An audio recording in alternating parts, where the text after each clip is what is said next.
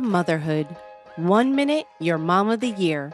I love you, Mommy. Then the next, not so much. From bath time to bullying, from potty training to puberty, parenting is full of challenges. But one thing is for certain, you are not alone.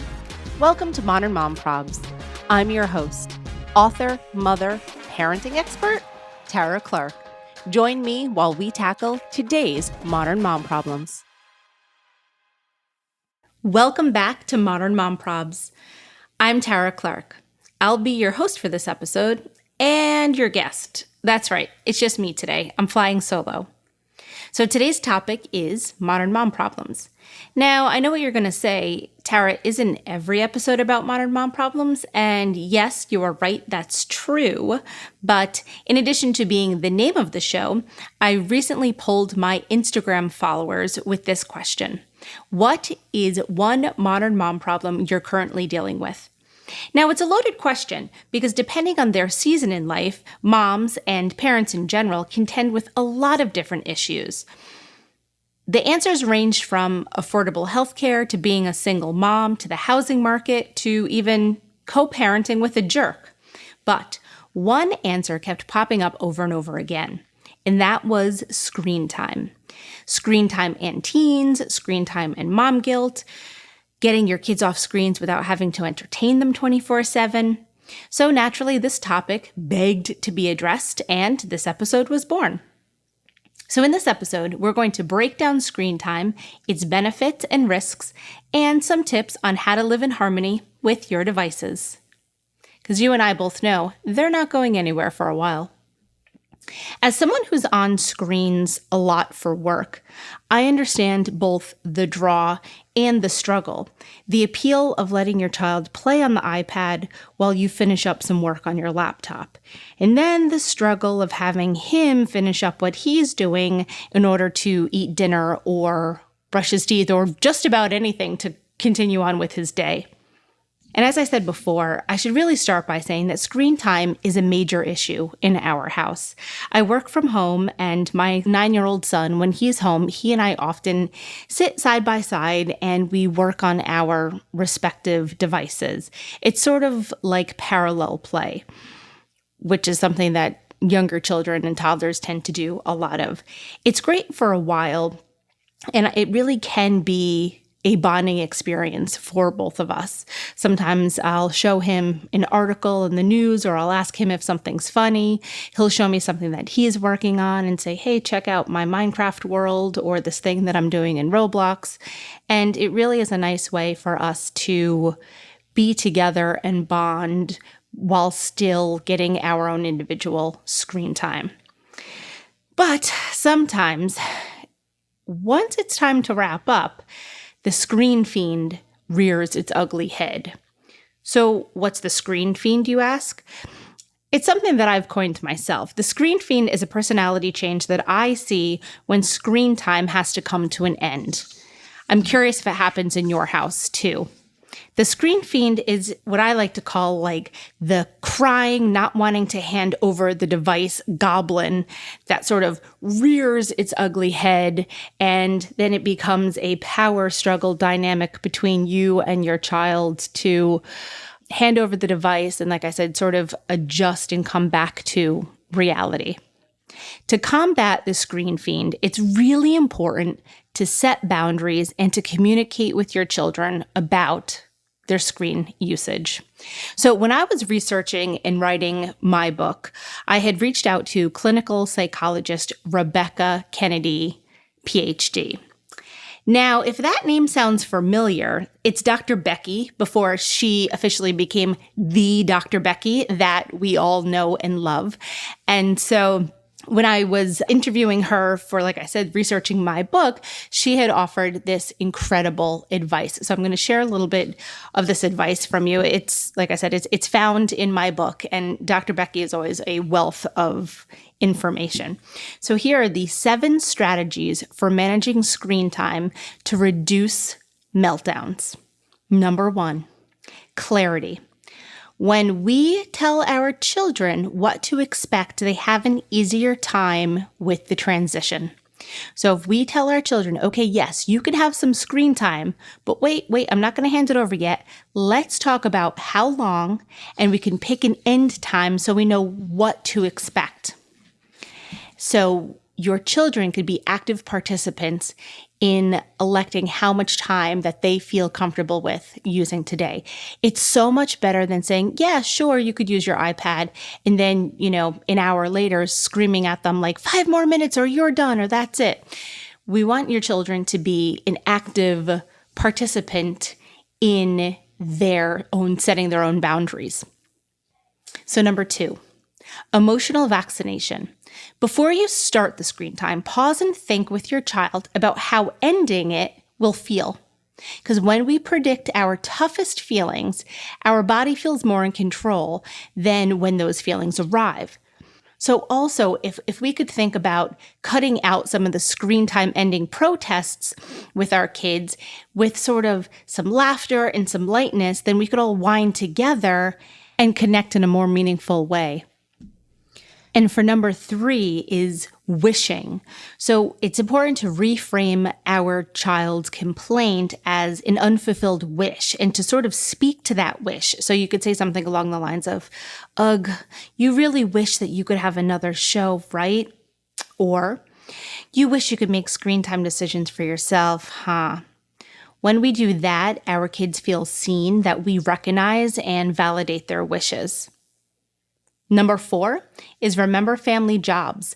As parents, we have to make decisions that we feel are best for our kids.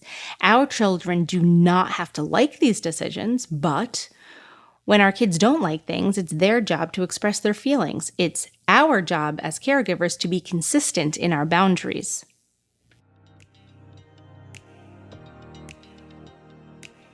This podcast is brought to you by Citizens of Sound, a podcast production agency committed to developing and launching shows with gravity and depth. From conception to launch, Citizens will partner with you every step of the way, whether you're an actor, business owner, doctor, fitness coach, influencer, or simply a hobbyist. Citizens offers everything from conception to branding, editing to mixing, and publishing to management. Jump on board with Citizens of Sound and start your own podcast today. Go to citizensofsound.com and follow them on Instagram. Number 5, shifting from no to yes. When you plan for the future, you can shift a bit and say, yes, we could watch that show tomorrow, instead of staying stuck in that no of today. So kids do better when we record their ideas and their plans, and then it makes it feel more concrete for them to hold on to. Number 6 is act out your own meltdown and recovery. Modeling our own meltdowns and then role-playing the breathing and the self-talk recoveries is super helpful for our children because it helps them feel less alone in their big feelings. And then they get to see what a realistic regulation looks like. Number 7 is collaborate with your child. Have a family meeting in advance to discuss and lay out your screen time rules. Listen to your child about how much screen time he wants and at what time of the day and what he wants to watch, and help validate him during this meeting. You could say, I hear you. I understand that Mr. Beast is important to you, or I understand that you really want to work on your Minecraft house. We get it. At least this way, it helps your child to have a sense of control and ownership, which really leads to an increased likelihood of cooperation by all parties. So the screen fiend doesn't need to be the monster in your house if you implement some of these great tips from Dr. Becky. They work, I promise, but you just have to be consistent. Mom guilt is something we all struggle with from time to time, whether it's what we're feeding our children or how to hire a babysitter. Screen time's no exception. Who doesn't love a bit of a break from parenting to, catch your breath, scroll your phone, or even take a shower? It's a game changer once you're able to put on a TV show like Daniel Tiger or something and then go wash your hair. It's a total game changer. I think someone once wrote a tweet that says, when you're able to shower and your kids could watch TV, the second half of your life begins. And I think it's right. I think Dad and Buried wrote that tweet. Fact check me on that one. But it's really true, because once you're able to take a shower and know that your kids can sit safely and watch TV for a couple of minutes, it is sort of like a mini vacation. And so what I'm telling you now is, don't be hard on yourself about these little screen time vacations. Give yourself grace. It's totally fine to recharge your batteries throughout the day. And then after that, put your phone down, shut off the television, and be present with your family. See, I'm from a generation that watched tons of TV. And look, we're not so bad, right? So trust your gut. You'll take the kids to the park tomorrow. And like I said, I grew up in the 80s, and we had all kinds of television, Nintendo, Sega, all that kind of cool stuff that came afterwards. And so it's not necessarily all bad. I did some due diligence, and believe it or not, most of the published articles about video games actually say that they benefit kids' coordination, problem-solving skills, attention, concentration, and even their memory. Sometimes video games can also help people's vision, and then it helps them practice certain leadership skills and communication, especially when they're playing multiplayer platforms, just such as Roblox. Now, of course, I'm not saying that you should sit in a dark room for 10 hours at a clip playing video games, right? I mean, that's what we're for. Honey, time to do your chores. Look, social media has been good to me. I've built an Instagram community by hearing the stories and jokes of mothers and sharing my own. And social media has a lot of positive aspects. It could be inspirational, it could be informative, it could forge a community. There's so many other wonderful attributes to it. But as you well know, social media can also have a darker side. It can perpetuate unattainable perfection in the forms of photoshopped pictures, filtered faces, curated settings. We get it. We've all seen those pics. And in addition to that, these platforms have been designed to keep our eyeballs on them. The whole very nature of them is to keep our eyes on the app for as long as possible, whether it's to our detriment or not. And sometimes, unfortunately, it can lead to addiction, whether it's Instagram or TikTok or Roblox. Our phones and our platforms and the leaders behind them want our eyeballs and they want our time. And I think that is a major, major issue right now. And I think that's part of why when moms are saying screen time is a major problem, it is, because what's different from when we were kids playing Sega or, Super Mario Brothers is that those games were not programmed in a way to keep us there all day, to keep us there by ourselves, essentially. Programs nowadays are designed to keep you there for as long as possible so that you constantly are getting that dopamine hit over and over again. And physiologically, our bodies then get so used to that dopamine high that it's hard to come down from. It's hard to stay clear of that when we're so accustomed to grabbing our phone and checking something, getting a quick dopamine hit, grabbing our phone and playing a quick game and getting that hit again. And so between the dopamine hits and between the way that these platforms are designed, it, like I said before, it could lead to addiction. And so there's no denying that there is a direct link between social media use and negative mental health and low self-esteem. And what I want to impart today is that social media addiction is a real thing. If you've ever posted content on social media and then you reached for your phone a few minutes later to check the likes and the comments, you know what I mean. Anticipating those likes, the comments, gives us that dopamine hit, and it only really reinforces that behavior and keeps us doing it again, right? It's a motivating thing. We reach for it time and time again.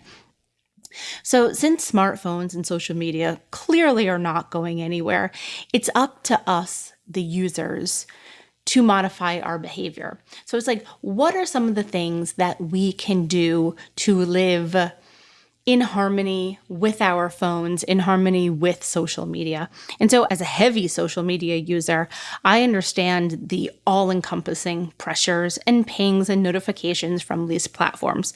And so here are some of my recommendations for not getting too sucked in. The first one would be limit your social media use. Most phones now have apps built in, which is like a digital wellness app. If you don't have one on your phone, you could download them for free. And those apps help you set screen time use. And so you can lock and unlock certain goals. Do you want to, close down social for a few hours? Do you want to shut off everything for a few hours? The digital wellness app can let you do that. Another thing would be turn off notifications, especially for Facebook, Instagram, TikTok, all of the social platforms. Those are just constantly ping, ping, ping, ping, ping. You know why? Because they want your eyeballs. They want you to pick up your phone and they want you to forget what you were doing and get lost in TikToks or get lost in your DMs. They want you to forget why you even grabbed your phone in the first place. And it may have been something as simple as just wanting to check the time. I know that happens to me all the time. So try to remove the notifications to really simplify and streamline things. Obviously, you could keep notifications for texting and for phone calls because you never know when your children's school is trying to reach you. That's probably some of the only actual real phone calls I ever get nowadays anyway, between that and spam. Another thing that you could do with your phone is turn on focus mode if your phone has that option. It will gray out or block the use of certain applications so that you could focus for a period of time. That goes back to the digital wellness app that I was talking about, but the focus mode is really neat because you can set the time duration on it and it really straight up just grays out your phone.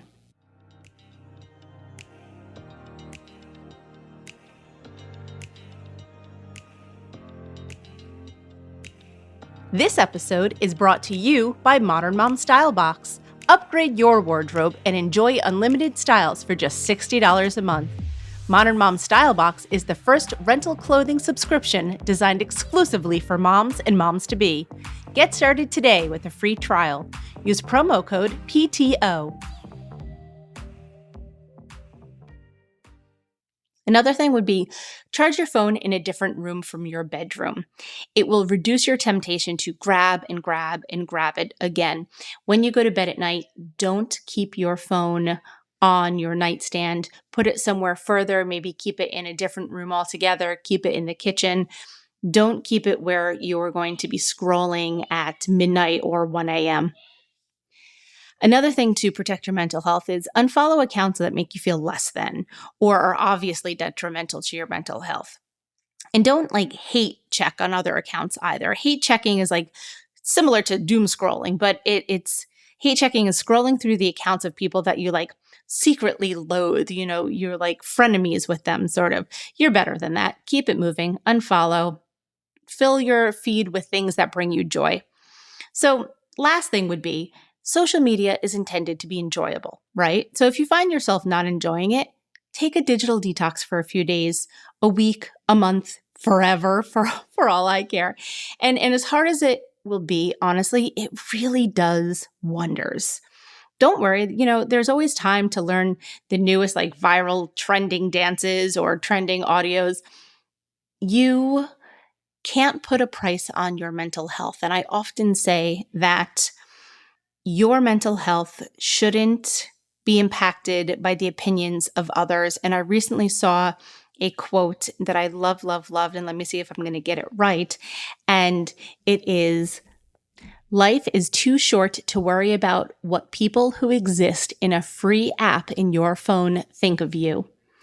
And that literally might be my favorite quote ever. I think I may even have to tattoo that one on my body because when I do what I do, it's hard to not think about comments or trolls or all different things, or even what other people in your space are doing, right? And it's hard to sort of stay in your lane and keep doing what you do because you're doing good work regardless of what trolls or rando people happen to say to you. But going back to social media and addiction and phone and addiction, if you feel that you are truly addicted, where you're having sweats about using your phone or not using your phone, you have anxiety about using your phone or not using your phone, you're feeling antsy or twitchy, or you're lying about your phone use, or that you're doing it secretively, where you're doing it where you don't want your family to know that you're using it quite as often as you are, you may be addicted, and that's okay. There is help available. A great resource is www.addictioncenter.com. It's a great resource for someone who may have a social media or technology addiction. So, a few takeaways on screen time and your family's use of it. One time I was speaking with a developmental pediatrician, and he said his number one advice for families is no devices at the table, which unfortunately is a rule that we break often for my son, because since he's a selective eater, sometimes he eats better or he eats more while he's hyper-focused playing on his iPad.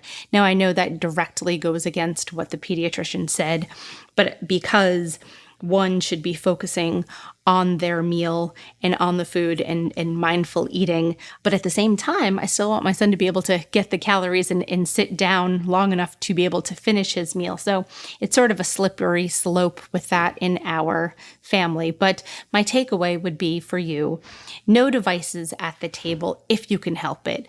Try to engage with each other, be present with each other, enjoy your food, practice mindful eating. Another takeaway is finish up device use at least 2 hours before bedtime, especially the iPads, especially the phones, anything that's really close to your face.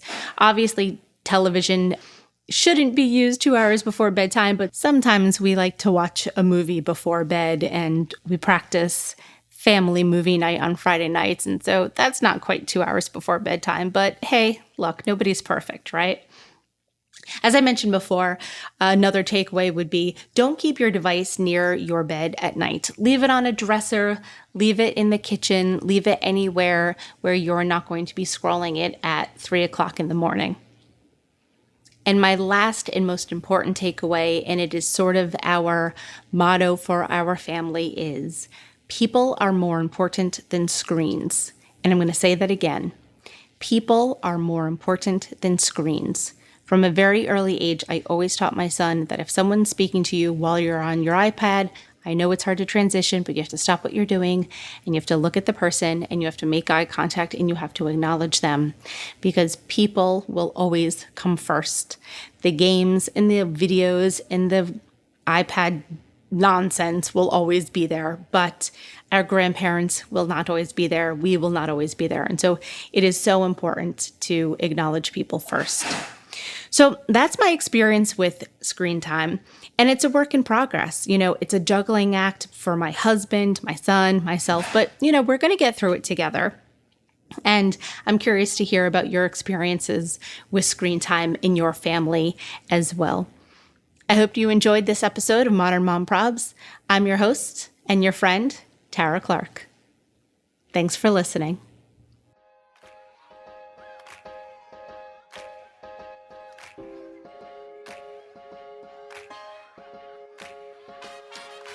Thanks for listening to today's episode of Modern Mom Probs. I hope you enjoyed our deep dive in today's problem with me, your host, Tara Clark. Join me next time when I'll be interviewing another great guest and tackling another modern mom problem. If you enjoyed today's episode, please leave us a review and a rating. As always, you could head over to Modern Mom Probs on Instagram and give me a follow, or check out my book, Modern Mom Probs, A Survival Guide for 21st Century Mothers, available online wherever books are sold. Well, that's it for today. See you next time, folks.